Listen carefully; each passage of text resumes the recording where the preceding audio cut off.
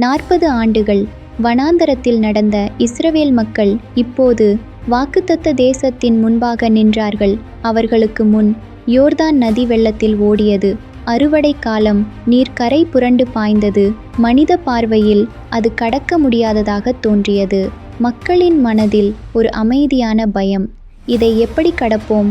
அப்போது தேவன் யோசுவாவிடம் கூறினார், உடன்படிக்கையின் பெட்டியை சுமக்கும் ஆசாரியர்கள் நதிக்குள் முதலில் கால் வைக்கட்டும்.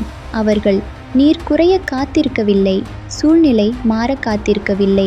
விசுவாசமாக முதல் படி வைத்தார்கள். அந்த நொடியில் மேலிருந்து வந்த நீர் நின்றது. நதி பிரிந்தது. மக்கள் உலர்ந்த நிலத்தில் நடந்தார்கள்.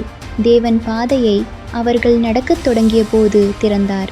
இன்றும் வாழ்க்கையில் பெரிய தடைகள் நம் முன் நிற்கலாம். சூழ்நிலை கடினமாக இருக்கலாம். ஆனால் விசுவாசத்துடன் ஒரு படி முன்னேறும்போது தேவன் வழியை திறப்பார்.